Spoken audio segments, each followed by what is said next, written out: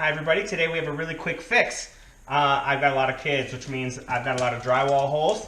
I'm going to show you guys how to cut a new piece of drywall to fix this hole right here. Pretty simple. First thing we're going to do, we're going to measure this hole. I'm looking at about 3 inches by, we'll just go 3 by 3. So we're going to go ahead and cut that right now and get started.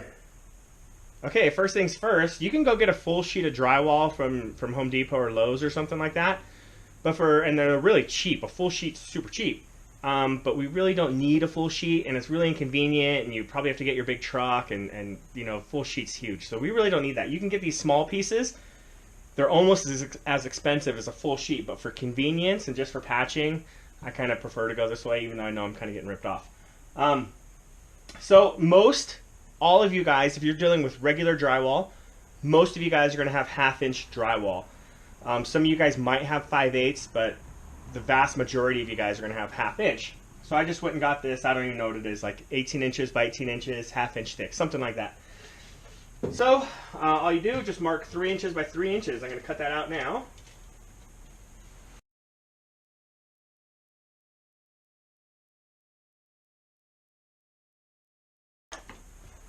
Drywall saw, keyhole saw.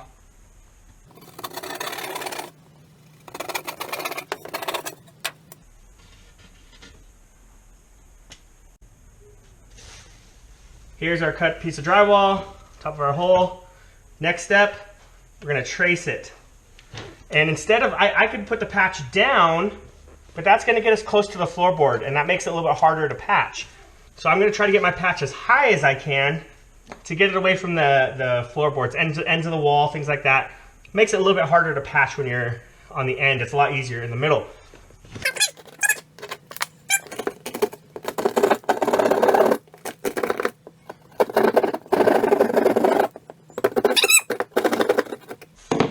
Okay, as you can see, it's still pretty thin down here. Maybe you guys can see it's pretty thin. It doesn't really matter. It's just a patch. And when I put the mud on there, it's going to stiffen it right up. You can get the old one out. Go for it. There we go. Perfect.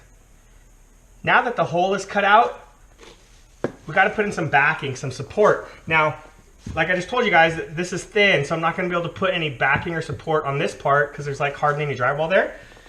So what I have here, this is just a 1/2 inch 1x4.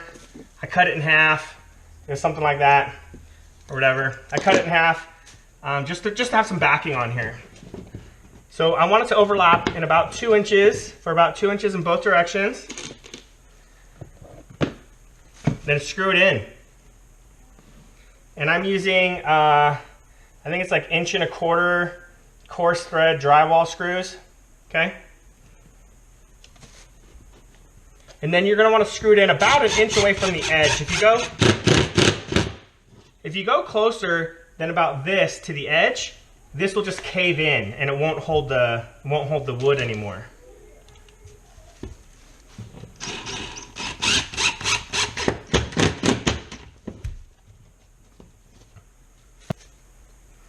Getting this top piece in here might be kind of a hassle because that other one's close.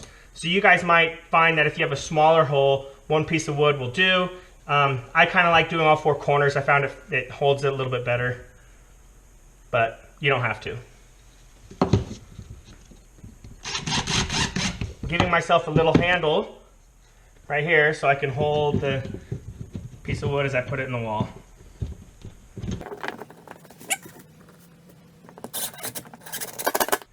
See, I'm a little too close to the edge here. It's kind of caving in. Should have gone a little further away.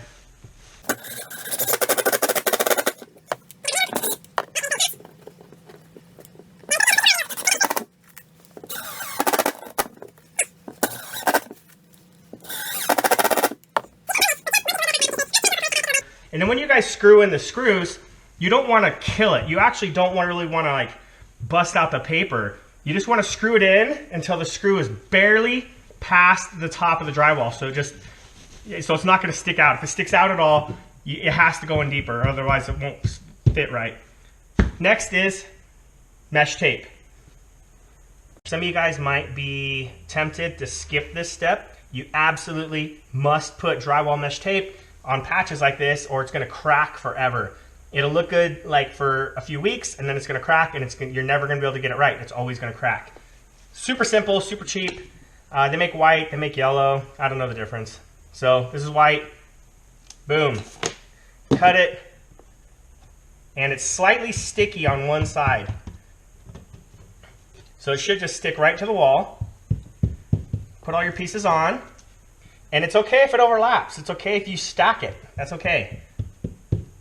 Some people get freaked out about that, but it's not gonna mess up your patch at all.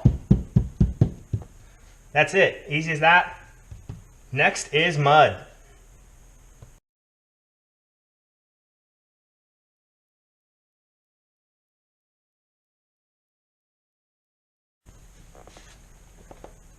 Here's my drywall mud. So I don't buy the pre-mixed stuff. I buy the dry powder and I mix it as needed. So to get the right consistency, the trick is to mix it so that it's, mine you can make the argument mine's a little bit wet, but the trick is you don't want it too dry, and when you flip over your knife, it doesn't come off.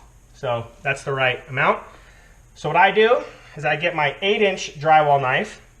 I knock off the edges, so it looks like that, right there.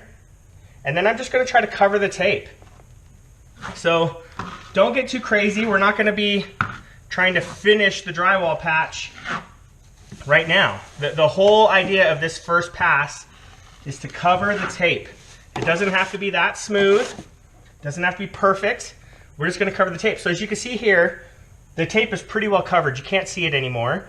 So now what to do to finish off this first coat, I'm gonna take my knife, I'm gonna drag it around the patch, and I'm gonna put a lot of pressure on the corners, on the edges, on the outside edges of my drywall knife as I pass around. That's gonna keep it nice and tight to the wall. Lots of pressure on that outside edge. Going right there, coming up here,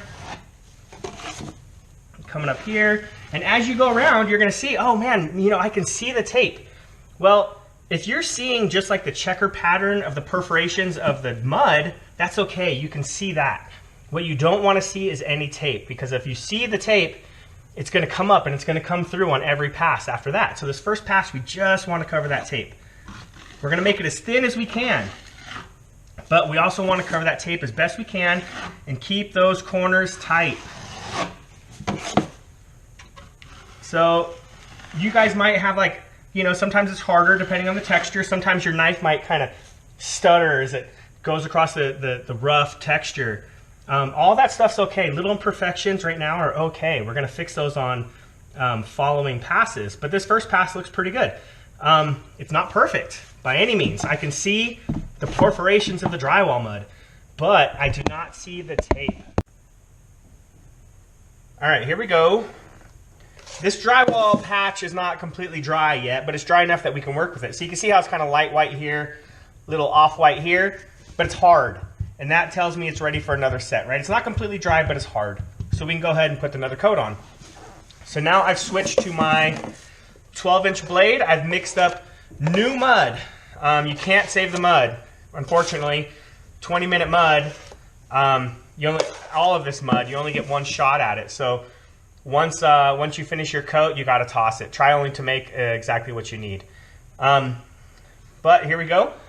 So this time we're gonna try to make it as smooth as possible. I've got my 12-inch blade, I've knocked off the corners, as always, and we're gonna make it as smooth as we can. So here we go, we're gonna add some mud. And then, oh, let me also mention while I'm adding mud on here, in between different coats, you guys need to clean your tools as best you can. Try to get them almost like brand new, because any little dust particle, any little rock, anything like that, that's left in your pan or left on your blade, it's for sure gonna fall off in the next pass, and then it drags through your mud and it makes lines. So here you go. This thing is pretty ready to start smoothing off. That's all it takes. This is really easy, guys. I know it's scary, but it's super easy. So I've got this thing pretty smooth. Now I just have to put the pressure on the corners. Remember, the wall is gonna be thicker here, right? Because we put a patch, we've added mud here. So wall is thicker here than it is here. But what makes our patch really hard to see is that we have tapered out, we've thinned out that mud all the way out towards the edges. And once we get it to where we think we're ready to start finishing it, we're gonna do a final pass with the pressure on the outside of the blade. So here we go.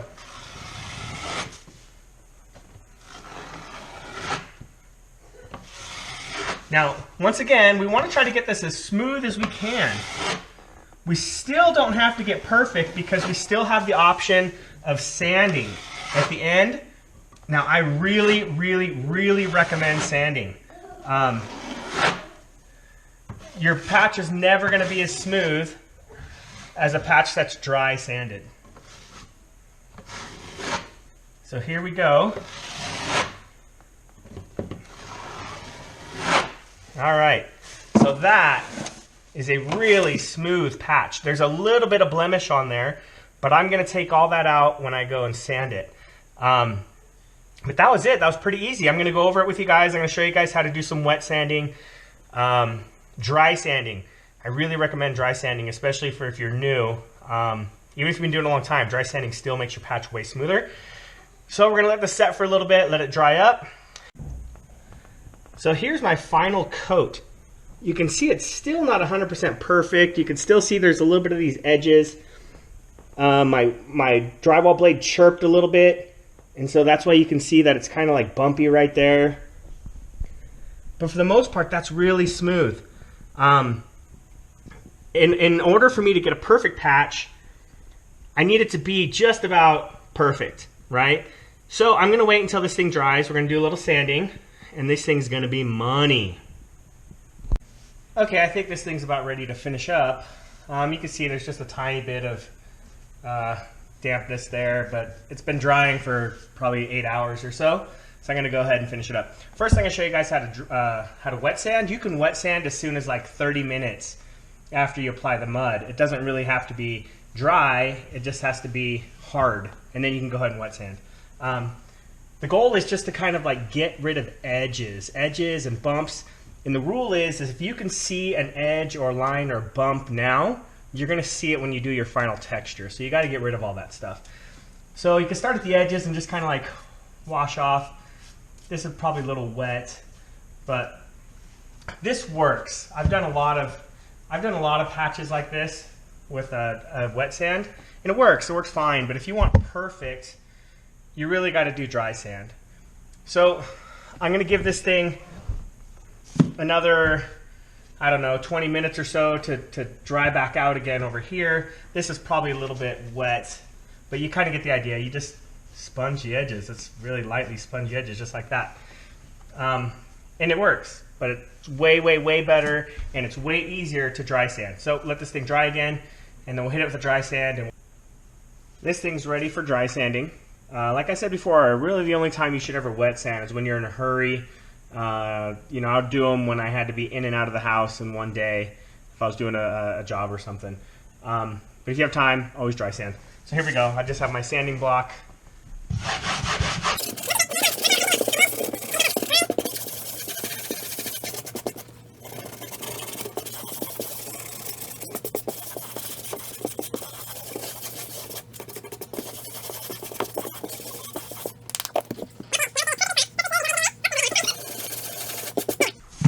Now if there's no edges, this thing's perfectly flat. I'm going to take a dry towel, wash off all the dust, and this thing's ready for texture.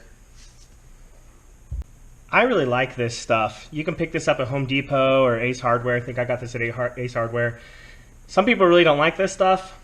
I really like it, especially for orange peel. You got to shake the snot out of it. I like the water-based stuff. I don't like the oil-based stuff. It smells really strong. It stains. But I really like this stuff. It's pretty easy. Just shake the snot out of it for like a minute. Okay. Then you have this adjustment knob here in the back, right there. And I always like to have a little template right here, a little target, sorry, where I can practice my first few shots. Oh, this thing's not shooting. Crap. There it goes. See, you don't want the first few shots to go onto your wall. Have it go onto here. Pretty close. Maybe I can go a little finer.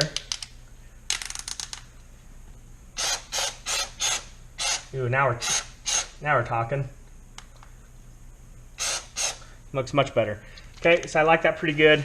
When I'm spraying, no secret about it. I'm just kind of going to go around the patch. Don't just try to spray just your patch. You got to spray around the patch too. Here we go.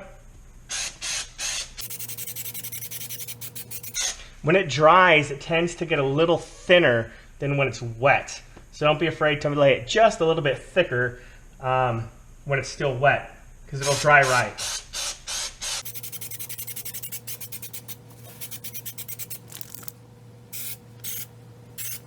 That looks pretty freaking good.